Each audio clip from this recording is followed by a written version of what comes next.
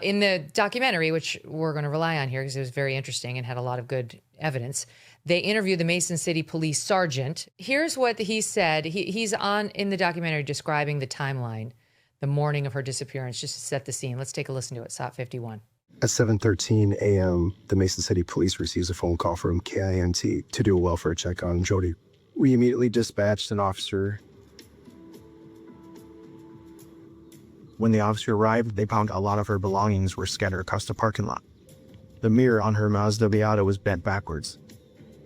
They found the car keys laying on the ground, and the door key was bent.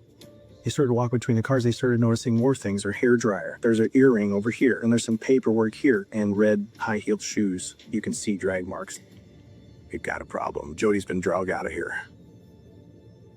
Immediately, radios for supervisor, additional units showed up, and a perimeter's then set. So they knew right away when they got there, which wasn't until after 7, that she'd been abducted. They could see that she'd been dragged. There were drag marks, which were showing on camera here.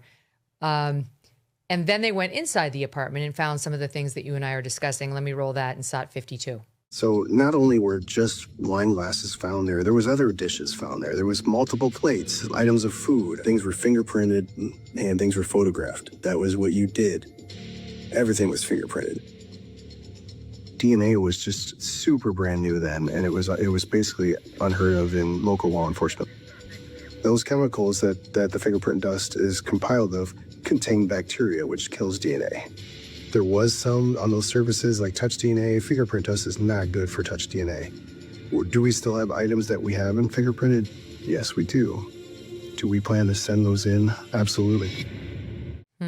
So no DNA was the biggest headline out of that. Absolutely.